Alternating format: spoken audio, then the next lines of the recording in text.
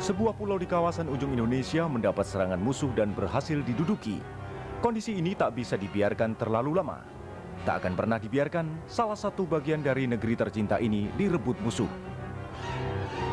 Strategi merebut kembali keutuhan Nusantara segera disusun. Barisan TNI segera dirapatkan dan rencana pun dimatangkan. Peralatan standar yang sangat praktis untuk mengatasi berbagai kemungkinan hambatan yang sewaktu-waktu bisa ditemui selama dalam misi operasi selalu melekat di punggung setiap prajurit Taifib.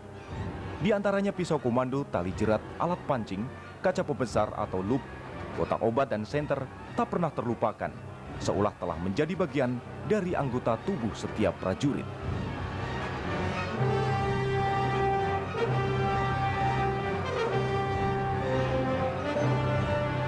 Dengan berbagai bekal kemahiran itulah, pasukan Taifib mulai bergerak mendekati sasaran pada hari, tanggal, dan jam yang sangat akurat.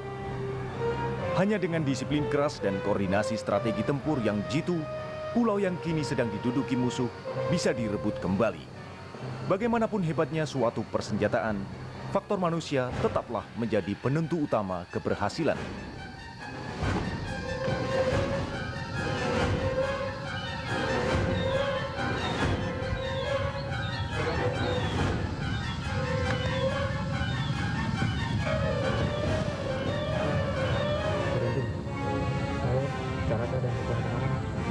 Akan melaksanakan pengintaian daerah Herburi.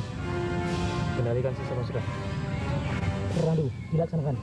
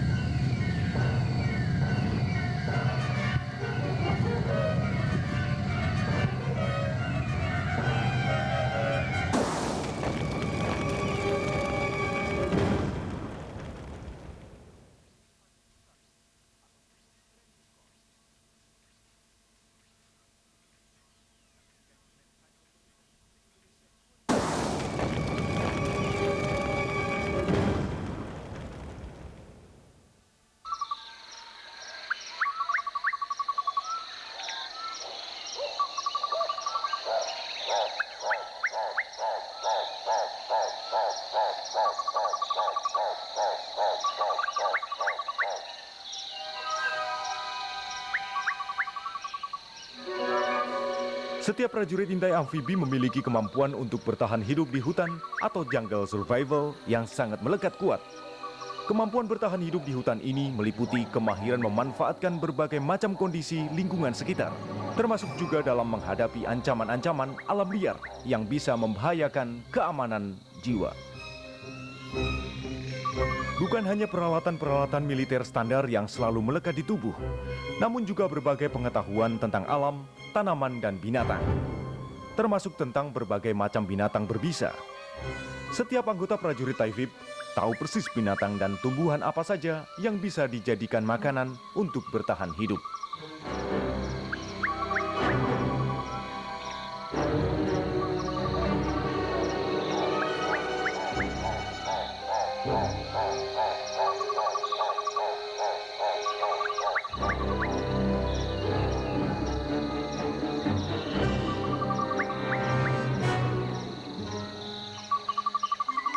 Penyusupan para prajurit intai amfibi di ujung-ujung pantai perairan berlangsung dengan mulus. Berbagai halangan cuaca dan kondisi alam tak pernah menjadi suatu rintangan yang berarti, termasuk hamparan luas hutan tropis yang sering menjadi hambatan bagi para prajurit dari negara-negara yang mengalami 4 musim.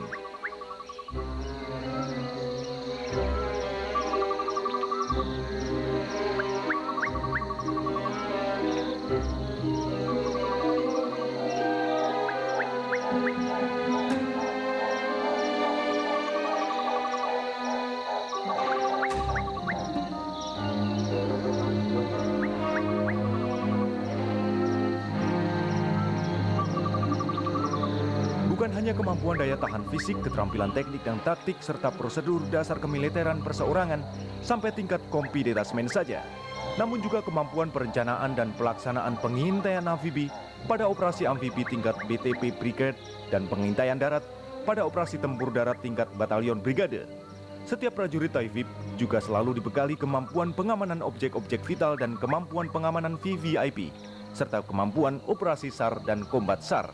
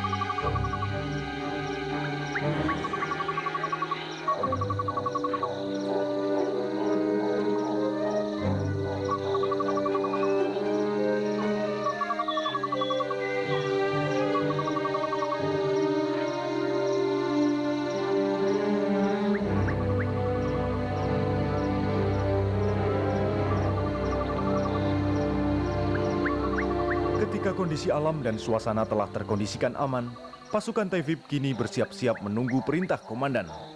Apakah penyusupan Taifib akan segera dilanjutkan dengan operasi darat lanjutan, atau pasukan harus segera kembali ke markas?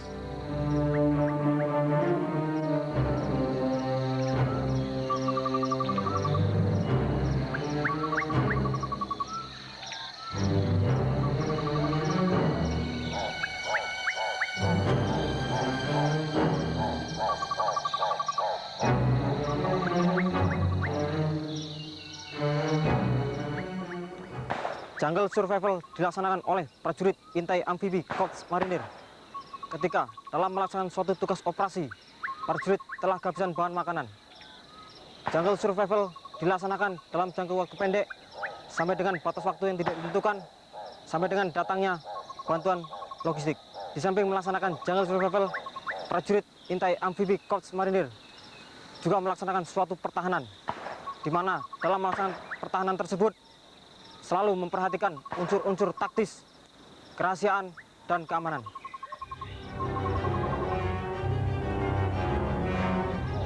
Pasukan intai amfibi Taifib dari Kesatuan Marinir segera diterjunkan. Tugas-tugas pengintaian amfibi, pengintaian darat, operasi tempur darat, dan juga operasi khusus dalam rangka membantu satuan tempur yang lain segera dipersiapkan untuk digelar. Untuk menjalankan misi merebut kembali pulau yang telah diduduki musuh, kemampuan para prajurit Taifib memang memenuhi kriteria itu.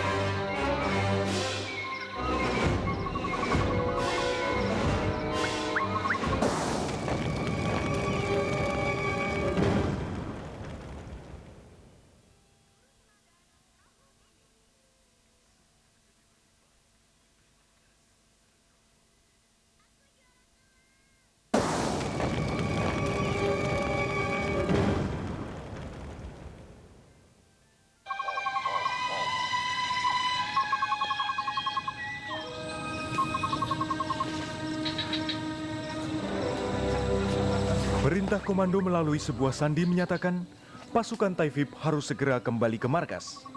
Dengan disiplin yang tinggi, pasukan Taifib yang sebelumnya dikenal dengan sebutan pasukan intai para amfibi ini pun kembali ke markas.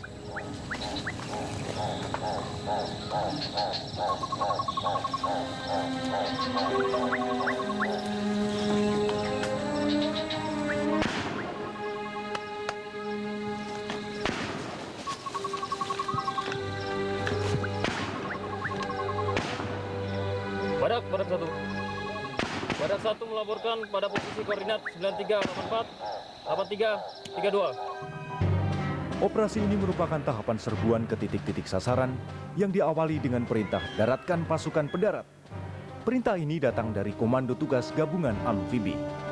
Serbuan secara serentak akan dilakukan juga oleh tank-tank dan kendaraan pendarat amfibi dari rampah kapal. Dalam serangan mendadak ini, dukungan udara dari heli pun dilakukan untuk makin menusuk jantung pertahanan musuh. Biasanya, operasi gabungan ini dilakukan sebelum gelombang pertama pasukan pendarat mulai bergerak ke pantai musuh.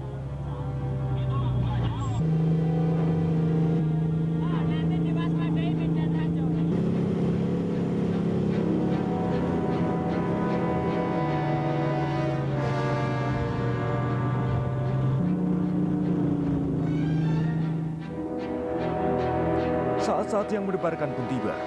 Perintah serbu bergaung serempak menguasai medan pertempuran. Gelombang pertama pasukan pendarat yang terdiri dari tank-tank amfibi mulai melesat meninggalkan garis awal. Kendaraan-kendaraan pendarat amfibi dan skoci-skoci pendarat pasukan pun menyusul. Suasana berubah mencekam. Ledakan-ledakan besar peluru dari meriam kapal, tembakan-tembakan kanon dari tank amfibi juga terus menderu-deru sambung menyambung untuk menyokong penggempuran pantai pendaratan.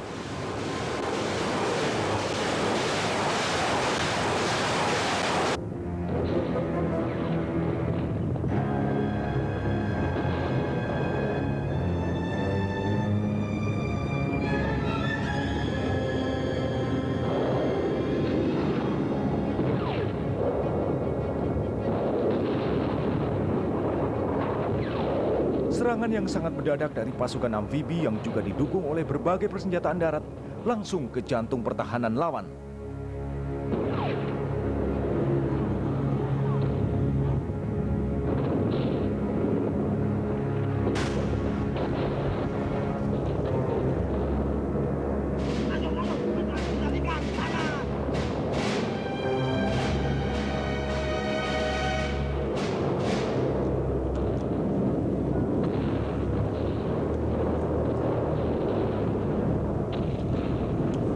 Ketika keadaan telah dirasa memungkinkan, kendaraan pendarat amfibi segera memuntahkan satuan-satuan infanteri.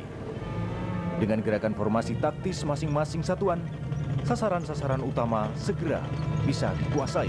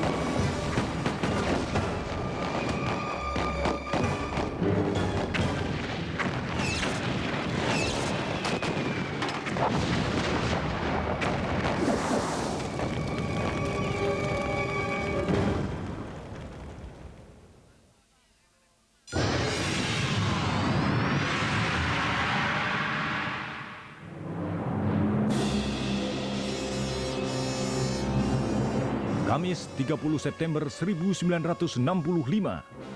Tak banyak warga ibu kota Jakarta yang mengetahui bahwa telah terjadi peristiwa besar di Malam Buta yang kemudian tertoreh dalam lembaran sejarah bangsa. Sebagai cerita pengalaman kehidupan kelam perjalanan panjang bangsa Indonesia. Jumat dini hari 1 Oktober 1965. Sebuah pergerakan rahasia percobaan perebutan kekuasaan telah terjadi. Letusan senjata api dan tindakan kekerasan berdarah mengiringi kejadian demi kejadian yang menimpa para jenderal Tentara Nasional Indonesia. Putra-putra pilihan negeri telah gugur. 7 pahlawan revolusi terbujur kaku di sebuah lubang sumur yang sempit dan kering di wilayah Lubang Buaya. Kesibukan justru mulai terlihat di markas komando KKO Angkatan Laut. Beberapa anggota komando intai para amfibi mulai sibuk mempersiapkan diri seperti hendak melaksanakan tugas berat. Ternyata rencana pengangkatan tubuh jenazah para jenderal korban keganasan gerakan 30 September. Jenazah-jenazah itu telah diketemukan di sebuah kawasan hutan di desa Lubang Buaya. Dengan susah payah, para anggota pasukan komando intai para amfibi akhirnya berhasil mengeluarkan seluruh jenazah. Atas upaya kerja keras dan loyalitas yang tinggi terhadap tugas, para pengangkat jenazah pun layak mendapatkan penghargaan penganugerahan Bintang Kartika Eka Paksi Nararia.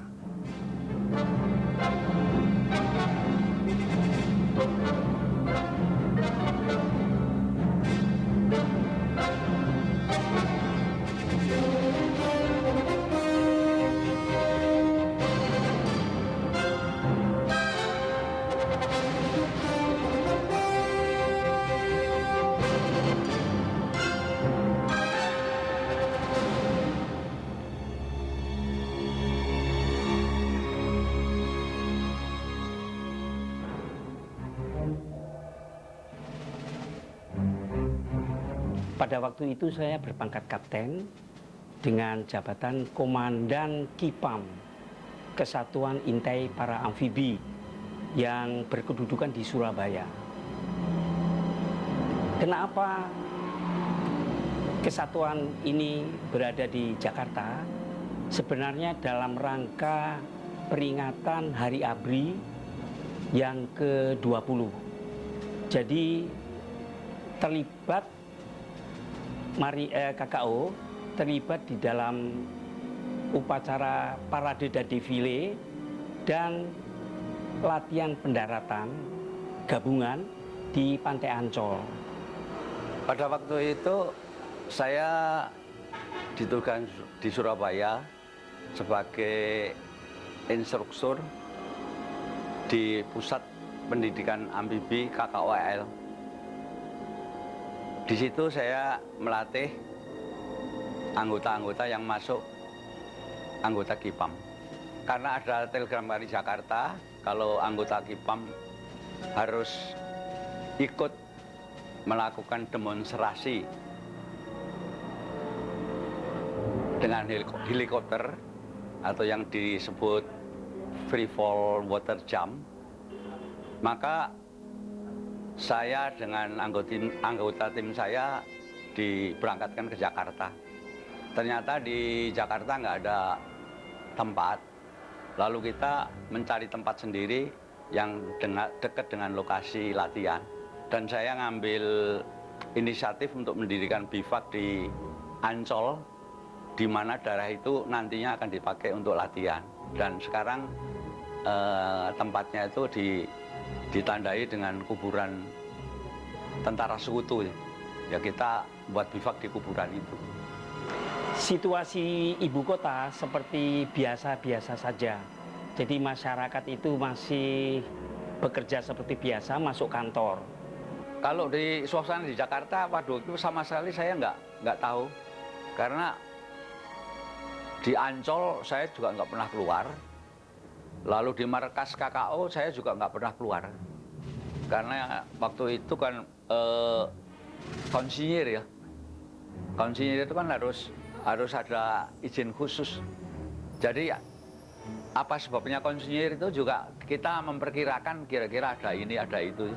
Jadi kita siap menunggu pasukan, jangan sampai kita tinggalkan. Tanggal 1 Oktober sama sekali saya belum tahu apa-apa. Masih melakukan latihan pagi hari itu. Tapi pada sore harinya ada perwira dari MBKKO, kalau ada siaran radio dari Letkol Untung yang isinya ya mengenai penurunan pangkat dan lain-lain itu. Di radio saya mendengar pengumuman dari Letkol Untung bahwa semua pangkat ABRI diturunkan paling tinggi Letnan Kolonel. Jadi disitulah baru saya mengetahui lebih jelas terjadi ya perebutan kekuasaan gitu, di ibu kota. Pada tanggal 2 Oktober, pasukan Kipam yang ada di Ancol ditarik ke Mabes KKO. Sekarang Mako Korman. Tanggal 2 itu latihan tuh dihentikan. Lalu saya masih menunggu di Ancol, tapi sorenya dipanggil supaya pasukan ditarik ke MBKKO tanggal 2. Lalu tanggal 2 kita berangkat ke KKO, sempat bermalam di KKO semalam. Paginya masih nunggu perintah lebih lanjut, tapi ternyata kita masih belum ada perintah apa-apa.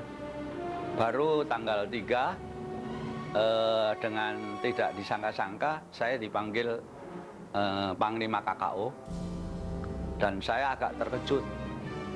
Ada apa kira-kira itu? Ternyata saya masuk di ruangan itu, di situ ada seorang kapten dari Kostrad yang bernama Sukendar. Ya, dia menceritakan situasi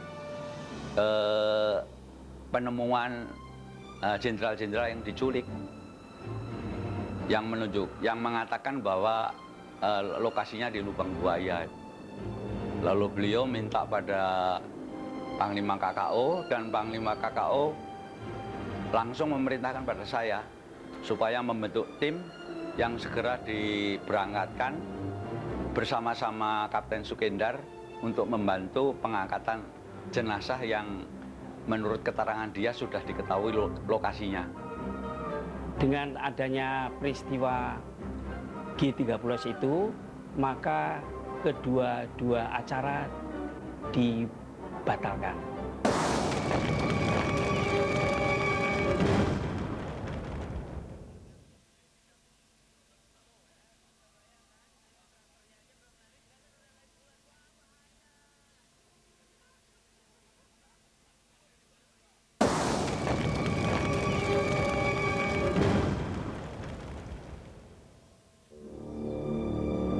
Tim khusus dari Komando Intai Para Amfibi untuk membantu pengangkatan jenazah telah dibentuk.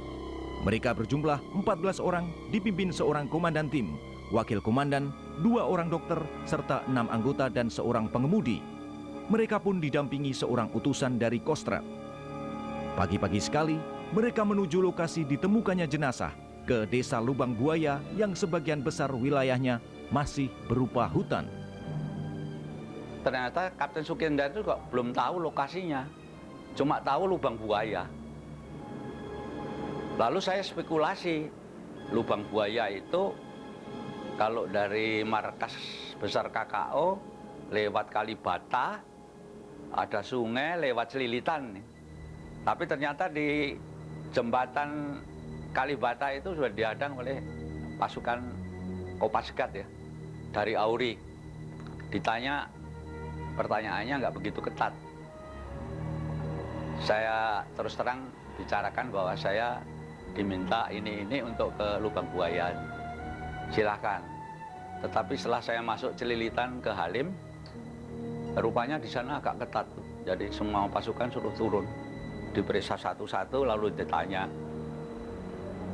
Setelah kita ditanya-tanya, ternyata ada seorang anggota Kopasgat yang menegur saya. "Let, mau kemana?" saya mau ke Lubang Bahia untuk mengambil jenazah-jenazah yang katanya dikubur di sini. Oh, bukan di sini, Le. Di sebelah sana, di seberang sana. Di sini nggak ada kuburan-kuburan untuk situ. Ternyata ya saya cek siapa yang beri keterangan tadi, itu ternyata bekas anggota yang pernah saya latih di Surabaya. Sehingga saya diantar untuk menuju ke lokasi yang sebenarnya, tetapi tidak sampai ke tempat ring yang dijaga oleh pasukan RPKAD. Hanya sampai di jalan aja, lalu ditunjukkan ke arah sana itu, Le, kalau mau ke lokasi. Nah, di sana ketemu dengan pengawal, ya. Artinya ada semacam perwira pengawal yang menjaga agar supaya selain anggota yang dikenal tidak boleh masuk. Akhirnya saya sekali lagi ngomong, saya di sini untuk diminta Pangkostrat untuk membantu pengangkatan jenazah. Dari perwira jaga mengatakan bahwa oh udah selesai diangkat kok, lebih baik bawa pulang saja. Loh, kalau sudah bisa diangkat ya terima kasih sekali. Tapi saya ingin ikut mengantarkan jenazah yang sudah diangkat itu. Sebelum saya melihat jenazah yang diangkat, saya tidak akan pulang. Karena saya harus kembali pulang lapor kepada Panglima KKO. Setelah jam 10 saya dengar konvoi, ternyata Pangkostrat dikawal dengan beberapa pengawal dengan foreders masuk. Lalu Kapten Sukendar itu ngikuti rombongan tadi masuk. Setelah Kapten Sukendar ngikuti rombongan masuk, ternyata Pak Pangkostrat nanyakan, mana itu KKO yang saya minta. Lalu Kapten Sukendar ini yang jawab, masih di luar, Pak. Kenapa? Tadi sudah datang di sini kira-kira jam 8, tapi karena dari perwira dinasnya tidak memperbolehkan masuk, kami nunggu di luar, menunggu perintah lebih lanjut. Udah sekarang suruh masuk saja. Melalui Kapten Sukendar ini, saya dibawa masuk ke dalam. Sekitar 100 meter dari lokasi kita mencium bau-bau yang menyengat tuh ya. Lalu dokter yang saya bawa menyarankan kepada saya, Let, lebih baik kita dulu menyesuaikan dulu dengan udara yang seperti ini. Lalu kita turun semua pada di sekitar mobil, lalu anggota disuruh dokter untuk menghisap napas sedalam-dalamnya sampai bau busuk itu hilang. Setelah 25 meter dari lokasi itu anak-anak tidak merasakan, baru kita melihat dengan mata telanjang itu, dengan disorot dengan lampu yang ada di sana, kelihatan bahwa di sumur itu ada kaki-kaki yang banyak lah, lebih dari satu lah ya. Jadi kita lihat kaki sana kaki sini, tapi kita belum tahu siapa itu, kakinya siapa yang ada di situ tuh belum tahu. Akhirnya bintara saya mengadakan orientasi. Dia turun dengan tali ke bawah, dan lubang itu pas dengan badan dan alat yang kita bawa. Kedalaman itu antara 13-14. Jadi kalau kering itu bisa 14. Tapi kalau ada air sedikit, apakah itu air apa nggak tahu. Pokoknya ada basah-basah itu. Kira-kira cuma kurang dari selutut. Alat yang dibawa itu ya alat scuba itu ya alat selam buatan Rusia waktu itu. Kita hanya punya alat itu, nggak punya alat lain.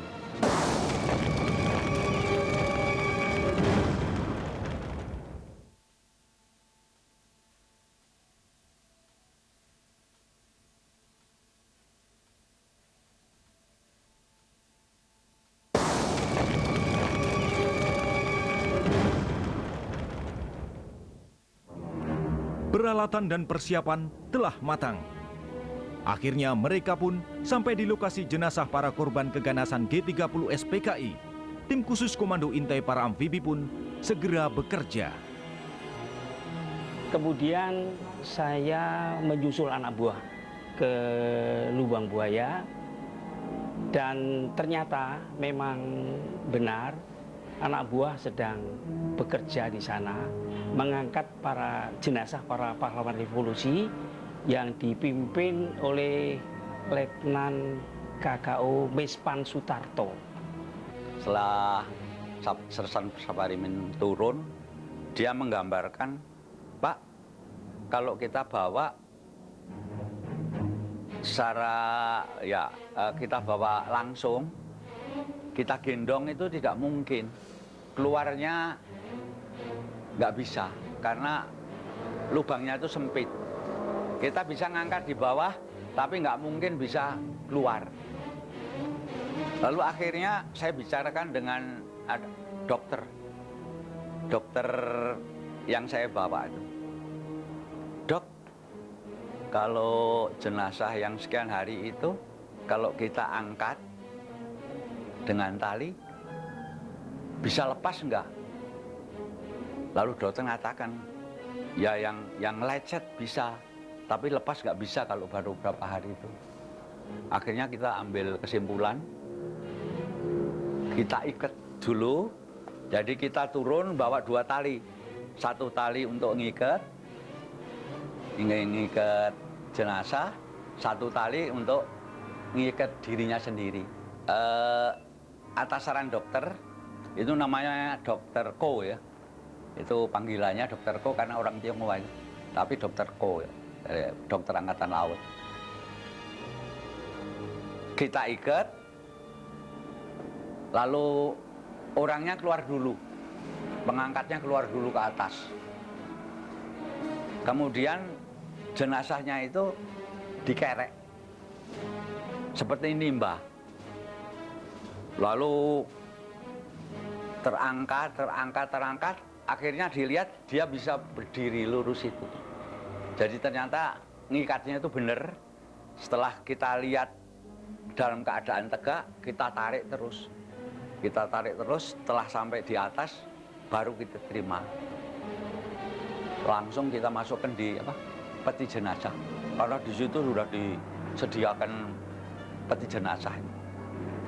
Itu baru pertama kali yang diangkat itu si Pierre tadi itu. Lihat kita 1. Lalu yang kedua turun lagi, diikat lagi. Orangnya keluar, dikerek lagi, masukkan peti. Gitu seterusnya sampai yang terakhir. Dan saya bergabung di situ. Dan akhirnya setelah satu persatu diangkat, saya kebagian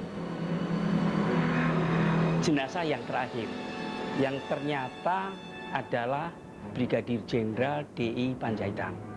Secara umum utuh, tapi ada yang membengkak, ada yang sudah kaku ya. Misalnya lututnya nggak bisa lurus, badannya kalau sudah bengkok lalu nggak bisa diluruskan lagi. Tapi ya kalau dikatakan terpisah-pisah ya enggak, masih tangannya masih utuh, masih kakinya juga masih utuh. Dan enggak ada yang telanjang itu loh. Jadi saya lihat itu semuanya berpakaian. Itu yang saya tahu ya. Yang saya lihat sendiri karena saya bagian penerima jenazah itu saya yang mimpin. Yang jelas sekali yang saya perhatikan pertama kali si Pierre yang pertama itu dia ada bekas popor di dahinya itu. Antara mata kiri dan mata kanan itu ada bekas popor. Lalu ada tembakan. Lalu ada dia pakai kaos singlet dan pakai celana panjang hijau ya. Tapi ya masih bisa dilihat kalau dia itu Pierre. Kebetulan saya tahu ya. Tapi kalau yang saya tahu itu ya masih bisa dilihat. Karena yang saya tahu itu bangsanya Pak Yani, Pak Yani saya kerap tahu karena beliau itu kan waktu itu Panglima Angkatan Darat, jadi walaupun pakai piyama itu saya tahu kalau ini Pak Yani itu tahu. Tapi kalau jenderal-jenderal yang lain saya nggak tahu, cuma tahu Jenderal Panjaitan. Tahu karena dia pakaian dinas ya. Waktu itu brigjen ya. Jadi mulai kerja itu kira-kira jam 11 sampai jam 12:04 itu selesai. Selesai dalam arti pengangkatan sudah selesai. Itu kan sudah masuk di mana? Masuk di peti ya. Peti yang melanjutkan ngurus itu kan dokter tadi. Dokter saya yang ngikuti prosesnya. Saya apa kan sudah nggak ngikuti. Sudah ada. Tapi setelah saya tanyakan dokter saya, dia sendiri juga nggak boleh ngikuti. Karena ada tim khusus dari RSPAD yang ngurusin itu. Dan jenazah itu langsung dibawa ke RSPAD. Lalu saya harus mendampingi Pak Harto, dipanggil.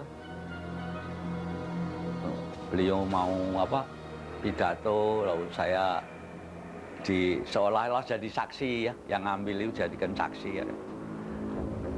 Lalu yang lain-lain kan nggak ikut, cuma saya yang Pak Min juga merintahkan saya karena beliau yang terakhir kan masih kotor. Dan saya juga menyampaikan laporan setelah selesai melaksanakan tugas itu, menyampaikan laporan kepada Panglima KKO, pada waktu itu adalah Mayor Jenderal Hartono, dan Komandan KKO itu mengatakan bahwa ini adalah disampaikan secara kolegial. Kemudian Jenderal Hartono mengajak langsung melihat jenazah di RSPAD, di kamar mayat RSPAD. Dan di sana oleh penjaga kamar mayat disampaikan bahwa Jenderal Hartono adalah perwira tinggi yang pertama kali datang ke kamar mayat di RSPAD itu untuk melihat jenazah para pahlawan revolusi.